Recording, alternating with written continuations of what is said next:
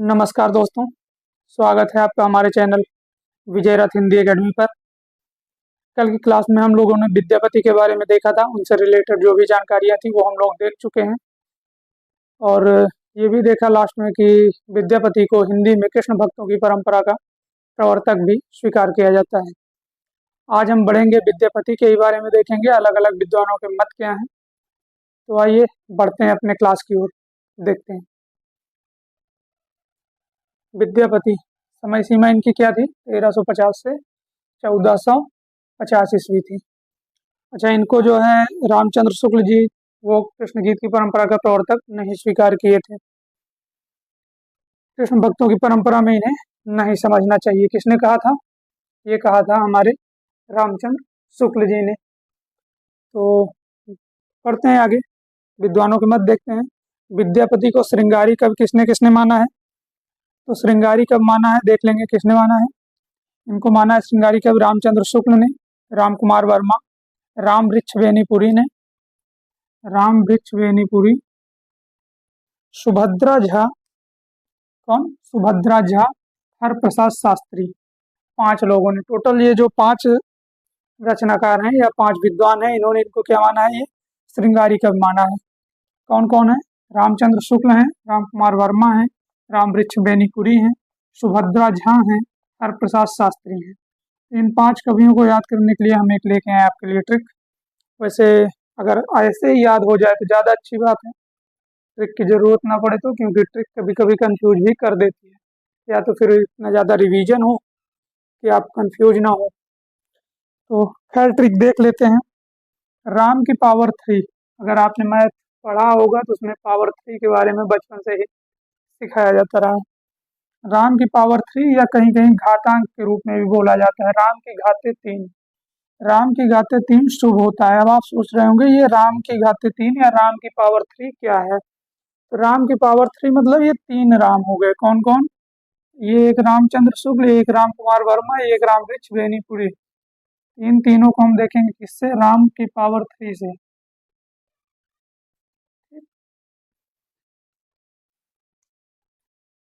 तो राम की पावर 3 शुभ होता है, या राम गाते 3, सीधे सीधे राम शुभ होता है, या राम की पावर 3 शुभ होते हैं, या शुभ होता है, कुछ भी आप बना सकते हैं जिससे आपको आसानी लगे, जिससे आप याद कर पाएं। राम की पावर 3 शुभ होता है। तो रामचंद्र शुक्ल हो गए, राम कुमार वर्मा हो गए, राम वृक्ष बेनीपुरी हो गए। शुभ से हो गया सुभद्रा झा। हाँ से यहाँ हम ले लेंगे हर प्रसाद शास्त्री को। ठीक है, राम की पावर 3 शुभ होता है, ये हमें ध्यान रखना होगा। यहाँ होता से हाँ से हम ले लेंगे हर प्रसाद शास्त्री जी को। कौन कौन? रामचंद्र शुक्ल, राम कुमार वर्मा, राम वृक्ष बेनीपुरी, सुभद्रा झा, हर प्रसाद शास्त्री। इनके बारे में बस इतना ही। आगे देखते हैं भक्त कवियों के बारे में। भक्त कवि किसने माना इन्हें? श्याम सुंदर दास, ब्रजनंदन सहाय, हजारी प्रसाद द्विवेदी। इन 3 रचनाकारों ने इन्हें क्या माना है? भक्त कवि माना है। कौन कौन? श्यामानंद हजार, श्यामानंद हजार, इन 3 कवियों ने इन्हें भक्त कवि माना है। श्यामा से श्याम सुंदर दास, नंद से ब्रजनंदन सहाय, हजार से हजारी प्रसाद द्विवेदी जी। ये 3 कवि इन्हें भक्त मानते हैं।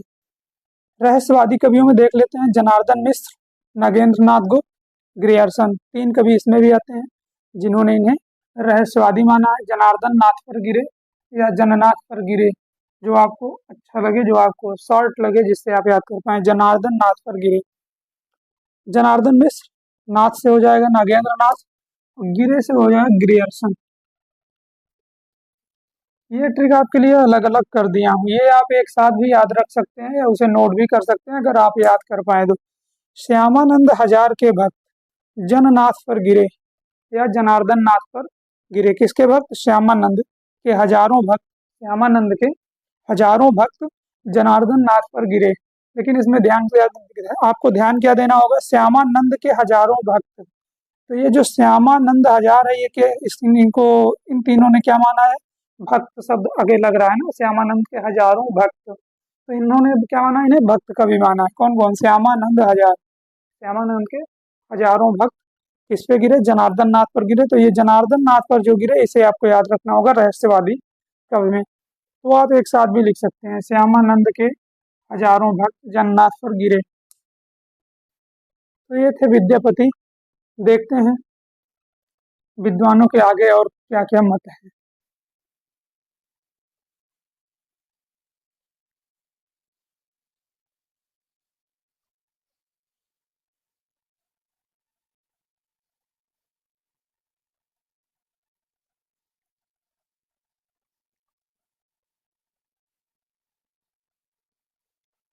अच्छा, इनको जातीय कवि किसने कहा?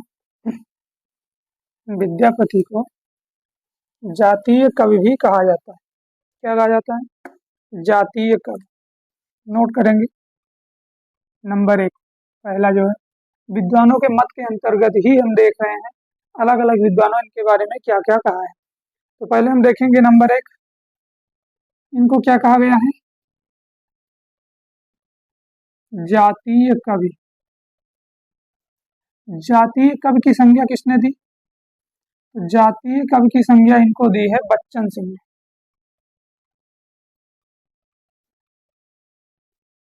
जातीय कवि किसने कहा? बच्चन सिंह। बच्चन सिंह जो है वो विद्यापति को जातीय कवि की संज्ञा देते हैं। क्वेश्चन आता है आपका कि विद्यापति को जातीय कवि की संज्ञा किसने दी, या विद्यापति को जातीय कवि किसने कहा? तो बताना होगा आपको कि विद्यापति को जातीय कवि कहा किसने? बच्चन सिंह ने। आगे देखेंगे इनके बारे में। नंबर दो, इन्हें पंचदेवो उपासक भी कहा गया है। क्या कहा गया है? पंच देवोपासक।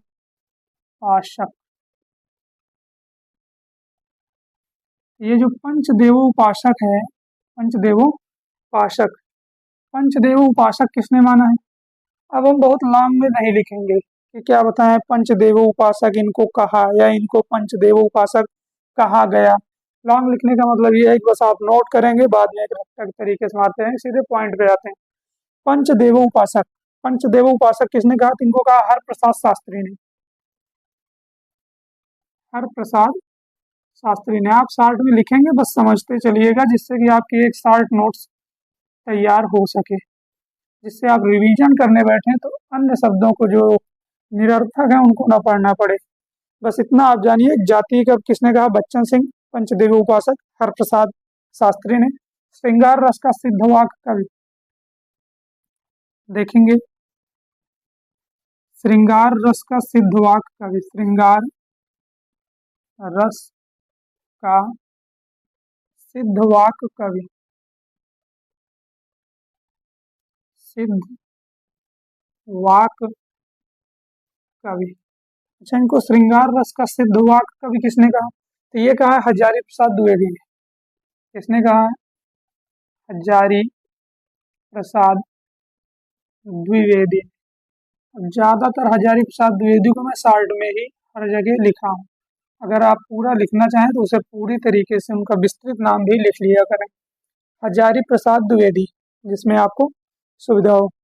तो श्रृंगार रस का सिद्धवाक कवि विद्यापति को किसने कहा है? तो हजारी प्रसाद द्विवेदी ने कहा है। अच्छा, इनकी एक पदावली रचना थी जो हम पढ़ चुके थे। क्या थी? पदावली। पदावली को जीव और परमात्मा के संबंध का रूपक माना है। पदावली को जीव और परमात्मा के संबंध का रूपक माना गया है। देखते हैं किसने माना है। तो माना है इसे रामवृक्ष बेनीपुरी ने। नोट करेंगे हम।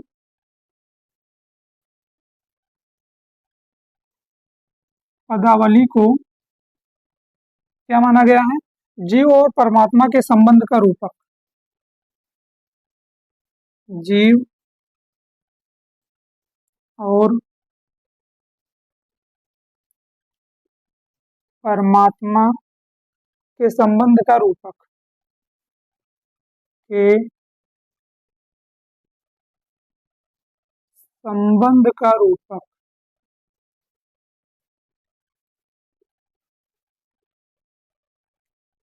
पदावली को जीव और परमात्मा के संबंध का रूपक, संबंध का रूपक माना।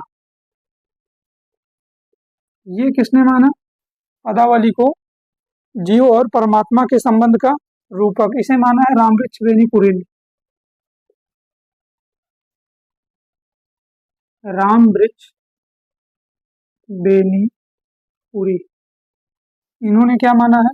पदावली को। किसको? पदावली। पदावली इनकी रचना थी।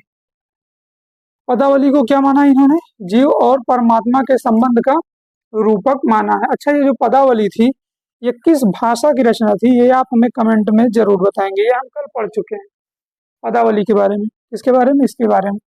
इसके बारे में आप जरूर कमेंट करेंगे ये पदावली जो है ये किस भाषा की रचना है।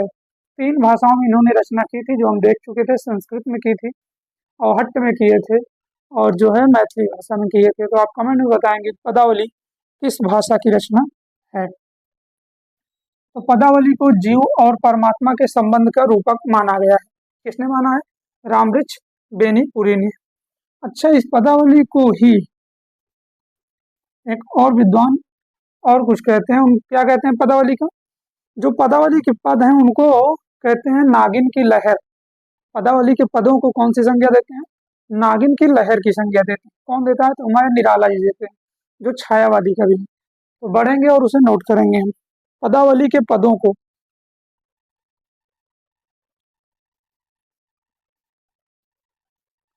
पदावली के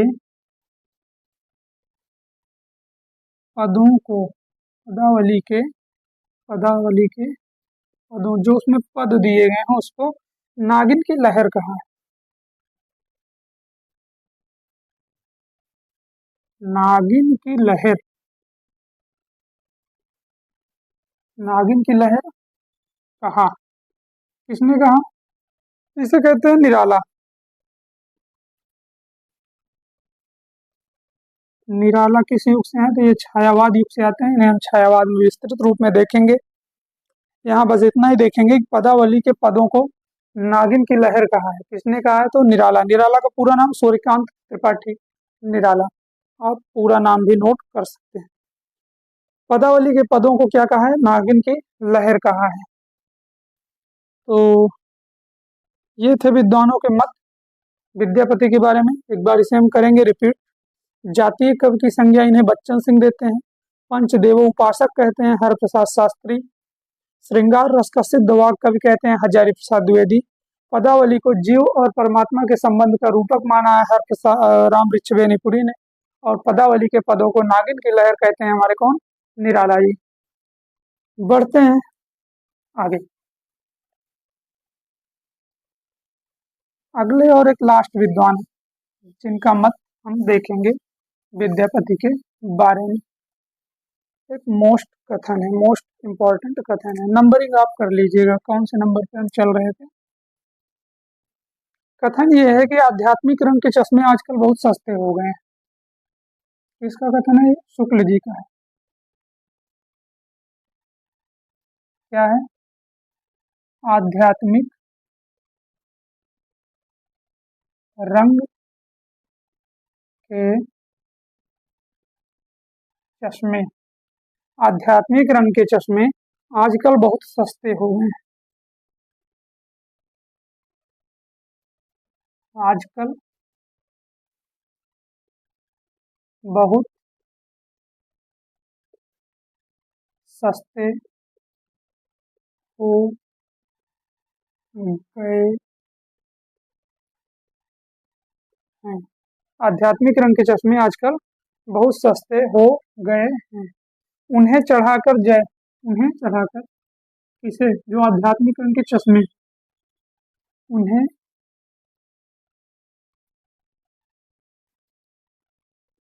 उन्हें चढ़ाकर उन्हें चढ़ाकर जैसे कुछ लोगों ने, उन्हें चढ़ाकर जैसे कुछ लोगों ने, उन्हें चढ़ाकर जैसे कुछ लोगों ने गीत गोविंद को, गीत गोविंद को, गीत गोविंद को क्या बताया? उन्हें चढ़ाकर जैसे कुछ लोगों ने गीत गोविंद को आध्यात्मिक संकेत बताया है। क्या बताया है? आध्यात्मिक संकेत बताया है। आध्यात्मिक संकेत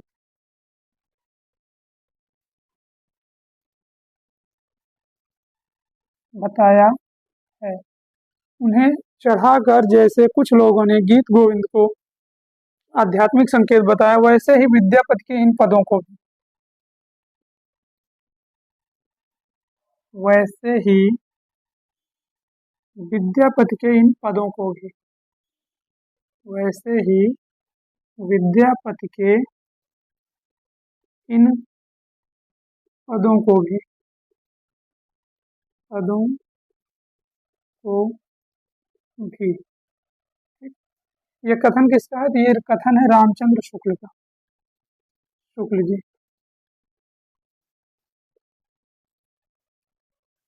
शुक्ल जी का कथन है, क्या है कि आध्यात्मिक रंग के चश्मे आजकल बहुत सस्ते हो गए हैं। आध्यात्मिक रंग के चश्मे आजकल बहुत सस्ते हो गए हैं। उन्हें चढ़ाकर जैसे कुछ लोगों ने गीत गोविंद को आध्यात्मिक संकेत बताया है, वैसे ही विद्यापति के इन पदों को भी।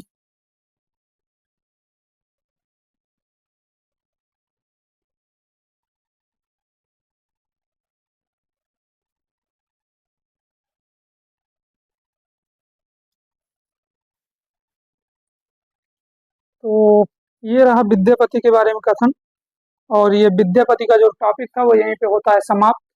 अब हम बढ़ेंगे अपने अगले रचनाकार की तरफ, और हमारे जो अगले रचनाकार होंगे वो होंगे अमीर खुसरो। कौन होंगे? अमीर खुसरो। तो देख लेते हैं एक बार फिर से। जाति कवि की संज्ञा इनको बच्चन सिंह ने दी थी। पंचदेव उपासक हरप्रसाद शास्त्री ने माना था। इनके श्रृंगार रस का सिद्धवाक कवि इनको हजारी प्रसाद द्विवेदी जी कहते हैं। और पदावली को जो है जीव और परमात्मा के संबंध का रूपक किसने कहा था? तो रामवृक्ष बेनीपुरी जी ने कहा था। और पदावली के जो पद थे उसको नागिन की लहर की संज्ञा हमारे निराला जी देते हैं। और उसके बाद जो लास्ट कथन आता है वो ये आता है कि आध्यात्मिक रंग के चश्मे आजकल बहुत सस्ते हो गए हैं। उन्हें चढ़ाकर जैसे कुछ लोगों ने गीत गोविंद के पदों को आध्यात्मिक संकेत बताया है, वैसे ही विद्यापति के इन पदों को भी। ये कौन कहता है? ये कहते हैं रामचंद्र शुक्ल जी। तो विद्यापति की जो लास्ट इनकी जानकारी थी इनसे रिलेटेड वो यही थी। यहीं पे होते हैं ये विद्यापति का जो मत है वो विद्यापति होते हैं समाप्त। बढ़ते हैं हम आदिकाल के अंतिम और अगले रचनाकार। आदिकाल के अगले रचनाकार और कौन? यही अंतिम रचनाकार भी है। यहीं से हमारा आदिकाल होता है समाप्त। किसके बारे में देखेंगे? हम देखेंगे अमीर खुसरो के बारे में। अमीर खुसरो। ठीक। अमीर खुसरो के बारे में क्या देखेंगे? सबसे पहले इनका हम देखेंगे समय क्या है। 1253 से 1325 ईस्वी। समय सीमा क्या है इनकी? 1253 से 1325 ईस्वी, है ना। 1253 से 1325 ईस्वी। ठीक। अच्छा, ये जो 1253 से 1325 ईस्वी है ये दिया गया है पांडे बुक में। किसमें दिया गया है? पांडे बुक में दिया गया है। और यही बच्चन सिंह के बुक में भी मिलता है। कहाँ मिलता है? बच्चन सिंह का जो इतिहास है उसमें भी अगर आप देखेंगे तो यही मिलता है। लेकिन जो दृष्टि की बुक है उसमें दिया गया है, वो भी देख लेते हैं। क्या देते हैं? दृष्टि। दृष्टि महोदय में देखते हैं कि इनकी जो समय सीमा है वो 1255 से 1325 है। 1255 से 1325 ईस्वी, है ना।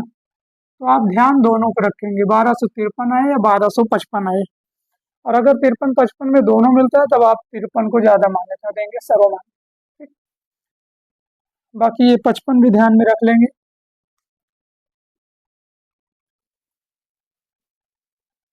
1253 से 1325 ईस्वी। अच्छा, इनका वास्तविक नाम देखेंगे क्या था? वास्तविक नाम, इनका वास्तविक नाम था अबुल हसन। क्या था? अबुल हसन। अमीर खुसरो का वास्तविक नाम क्या था? अबुल हसन। गुरु कौन थे इनके? निजामुद्दीन औलिया थे। गुरु कौन थे? निजामुद्दीन औलिया। निजामुद्दीन औलिया। निजामुद्दीन औलिया इनके गुरु थे। इनकी हम उपाधि देखेंगे। उपाधियां, उपाधियां कौन कौन सी हैं, नोट करेंगे। पहली उपाधि है इनकी तोता ए हिंद की। तोता ए हिंद, तोता ए हिंद की उपाधि किसने दी थी इनको? अलाउद्दीन खिलजी। अलाउद्दीन खिलजी, इन्होंने कौन सी उपाधि दी थी? तोता ए हिंद की उपाधि दी थी। अलाउद्दीन खिलजी, इन्होंने तोता ए हिंद की उपाधि दी थी।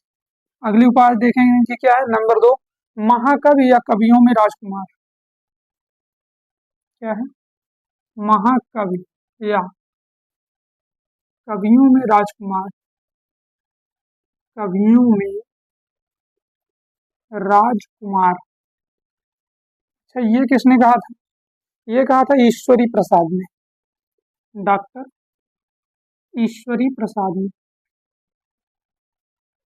ईश्वर जानते हैं ना, ईश्वर से रिलेटेड है ईश्वरी प्रसाद। और इन्होंने क्या कहा? कवियों में राजकुमार या महाकवि की संज्ञा दी। अवधि का प्रथम कवि,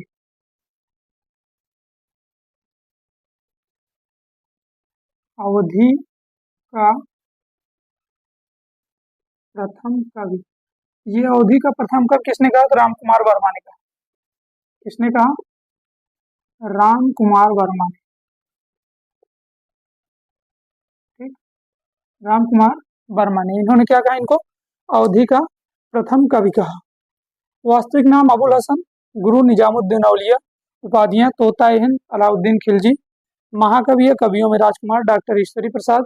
और इनको जो है अवधि का प्रथम कवि किसने माना? तो राम कुमार वर्मा ने माना। ये थी इनकी उपाधियां। अब हम देखेंगे अमीर खुसरो के बारे में कुछ तथ्य को।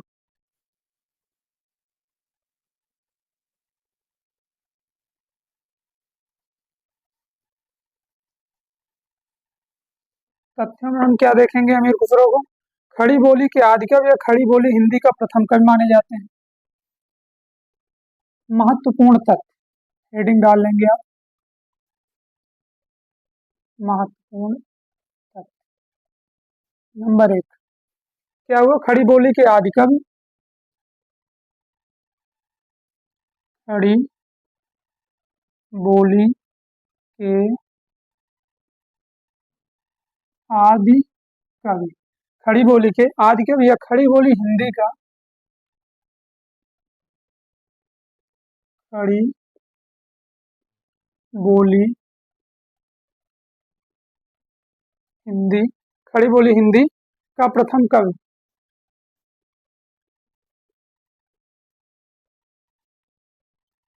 प्रथम कवि माने जाते हैं।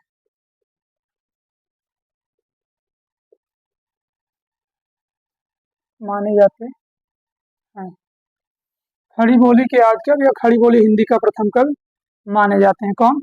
अमीर खुसरो। आगे देखेंगे तराना, नंबर 2 पे देखेंगे क्या है? कव्वाली तराना, कव्वाली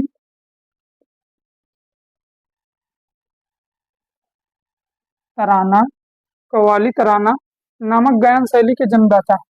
कव्वाली और तराना नामक गायन शैली के जन्मदाता हैं। कौन है गायन शैली का जन्मदाता कव्वाली और तराना? अमीर खुसरो। जो आप कव्वाली सुनते हैं और एक तराना गायन शैली होती है, उन दोनों के जन्मदाता कौन है? तो हमारे अमीर खुसरो जी। आगे देखेंगे नंबर 3 पे क्या है? सितार नामक वाद्य यंत्र के जन्मदाता यही है। जो सितार बजाया जाता है, उस सितार के जो या वाद्य यंत्र है सितार नामक, उसके जन्मदाता यही थे। सितार नामक वाद्य यंत्र के जन्मदाता, सितार नामक वाद्य यंत्र के जन्मदाता हैं। कौन? यही जो है अमीर खुसरो। अच्छा, इन्होंने टोटल दिल्ली के सिंहासन पर टोटल या कितने राजाओं का आरोहण देखा था? 11 राजाओं का आरोहण देखा था। क्वेश्चन यहाँ से बनाया जा चुका है, इसलिए इसे हम नोट जरूर करेंगे। दिल्ली के सिंहासन पर, दिल्ली के सिंहासन पर, दिल्ली के सिंहासन पर टोटल 11 राजाओं का आरोहण देखा। टोटल या कुल? कुल 11 राजाओं का आरोहण देखा था। 11 राजाओं का आरोहण देखा था। किसने देखा था? अमीर खुसरो ने। हम पढ़ रहे हैं हिंदी और हम लिख रहे हैं इंग्लिश। कुल दिल्ली के सिंहासन पर कुल 11 राजाओं का आरोहण देखा था। किसने? अमीर खुसरो ने। तो खड़ी बोली के आदि कवि और खड़ी बोली हिंदी के प्रथम कवि माने जाते हैं। कव्वाली तराना नामक गायन शैली के जन्मदाता है। सितार नामक वाद्य यंत्र के जन्मदाता है। दिल्ली में कितने राजाओं का आरोहण देखा? 11 राजाओं का आरोहण देखा था। किसने? अमीर खुसरो ने। यहाँ से क्वेश्चन पूछा जा चुका है, खुसरो ने दिल्ली पर कुल कितने राजाओं का आरोहण देखा था? तो टोटल 11 राजाओं का आरोहण देखा था। अच्छा, बढ़ते हैं इनकी रचनाओं की ओर। देखेंगे रचनाएं।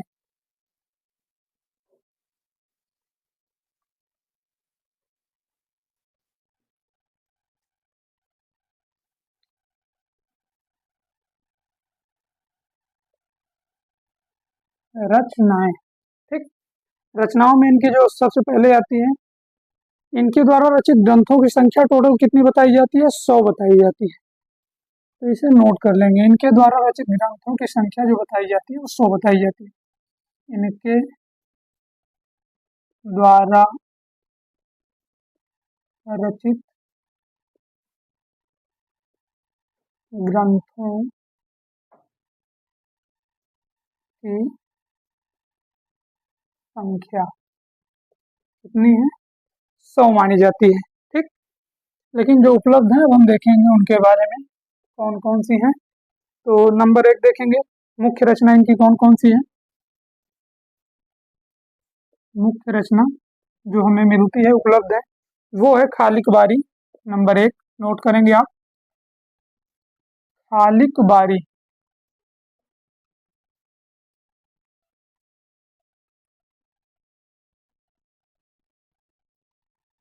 खालिक बारी।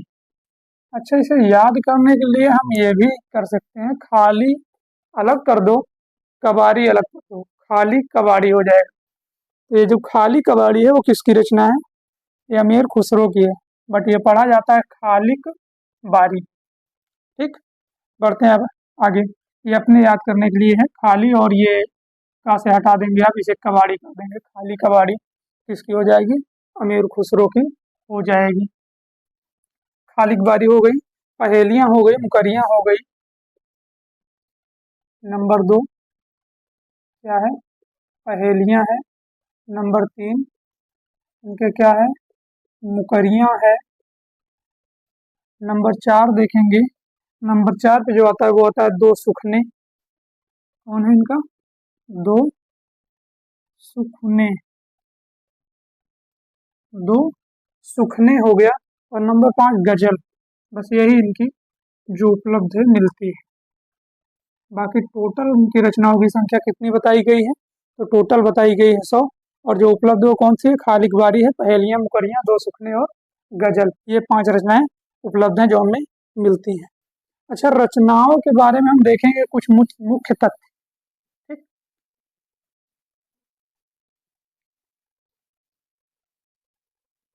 ये जो रचनाएं हैं इनकी, इनके बारे में हम देखेंगे महत्वपूर्ण बिंदु। नंबर 1,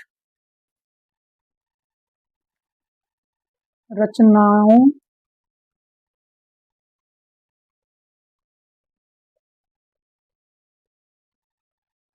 रचनाओं के मुख्य तथ्य।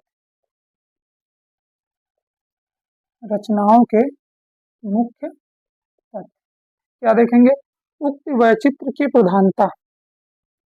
क्वेश्चन यहाँ से भी बन जाता है कि अमीर खुसरो के किन ग्रंथों में उक्त वैचित्र की प्रधानता देखने को मिलती है।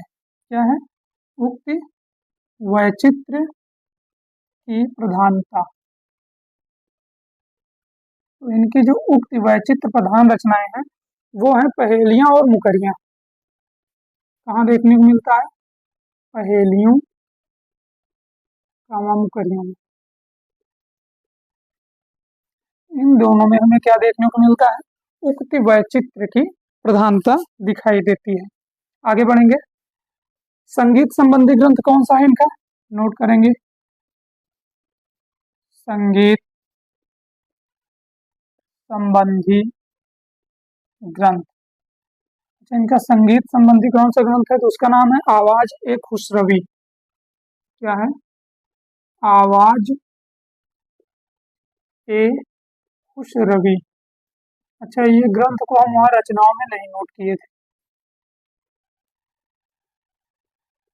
ये जो ग्रंथ है आवाज ए खुसरवी, ये जो है किससे रिलेटेड है, संगीत से संबंधित है। आगे देखेंगे नंबर 3 पे, फारसी हिंदी शब्दकोश। फारसी हिंदी शब्दकोश, फारसी हिंदी शब्दकोश। फारसी हिंदी शब्दकोश इनके किस ग्रंथ को माना गया है, खालिक बारी को माना गया, जिसे हम अभी अभी पढ़ रहे थे, खालिक बारी करके, खालिक बारी। वो क्या था, वो फारसी हिंदी का शब्दकोश था। आगे बढ़ेंगे, नंबर 4 पे देखेंगे, भारतीय बोलियों का विस्तृत वर्णन कहाँ है, ये भी देखेंगे, भारतीय बोलियों का विस्तृत वर्णन। भारतीय बोलियों का विस्तृत वर्णन ये किस रचना में देखने को मिलता है, तो भारतीय बोलियों का जो विस्तृत वर्णन मुझे देखने को मिलता है वो मिलता है नूह सिपहर में। एक ग्रंथ है इनका नूह सिपहर में। तो ये जो नूह सिपहर है इसमें क्या मिलता है, भारतीय बोलियों का विस्तृत वर्णन मिलता है। तो ये था इनके बारे में जो महत्वपूर्ण बिंदु थे इनकी रचनाओं से रिलेटेड। का क्या था कि उक्त वैचित्र की प्रधानता कहाँ मिलती है, पहेलियों और मुकरियों में मिलती है। संगीत संबंधी ग्रंथ कौन है, आवाज खुसरवी है। फारसी हिंदी शब्दकोश किसे माना गया है, तो खालिक बारी को माना गया है। भारतीय बोलियों का विस्तृत वर्णन किसमें मिलता है, हमें नूह सिपहर में मिलता है। तो रचनाओं के बारे में जो मुख्य तथ्य थे वो होते हैं समाप्त। अब हम देखेंगे एक दो पंक्ति इनके बारे में जो बहुत है महत्वपूर्ण और मशहूर भी है, शायद आप लोगों ने सुना भी हो या पढ़ा भी होगा। गोरी सोए सेज पर मुख पर डाले केस, पंक्ति देखेंगे, क्या है, गोरी सोवे सेज पर, गोरी सोवे सेज पर, गोरी सोवे सेज पर मुख पर डारे केश, मुख पर डारे केश। ठीक, गोरी सोए सेज पर मुख पर डारे केश, चल खुसरो घर आपने। अगली लाइन देखेंगे, क्या है, चल खुसरो घर आपने, चल खुसरो घर आपने रैन भई चहुदेश, रैन भई चहु, रैन भई चहु, रैन भई चहु देश। ठीक, रैन भई चहु देश। ये जो पंक्ति है किसकी है, ये अमीर खुसरो की पंक्ति है, नोट कर लेंगे यहाँ किसकी है, ये खुसरो की पंक्ति है ये। अच्छा, ये खुसरो की पंक्ति है, लेकिन ये खुसरो जो ये पंक्ति बोले थे, गोरी सोवे सेज पर मुख पर डारे केश, चल खुसरो घर आपने रैन भई चौदेश, ये इन्होंने जब बोला था ये तब की पंक्ति है जब इनके गुरु जो थे निजामुद्दीन औलिया उनकी मृत्यु हो गई थी। मृत्यु पर ये उनके पास गए और उनको देखने के लिए गए, तब वहां देखे कि वो जो है मृत्यु शैया पर लेटे हुए थे। तब उसी वक्त ये दुआ बोलते हैं कि गोरी सोए सेज पर, गोरी मतलब इन्होंने अलाउ अपने उनके निजामुद्दीन औलिया के बारे में बोला है कि गोरी सोए सेज पर। निजामुद्दीन औलिया जो है सेज पर सो रहे हैं, मुख पर डारे केस, मुख जो है उनका ढका हुआ है। चल खुसरो घर, केस केस मतलब बात।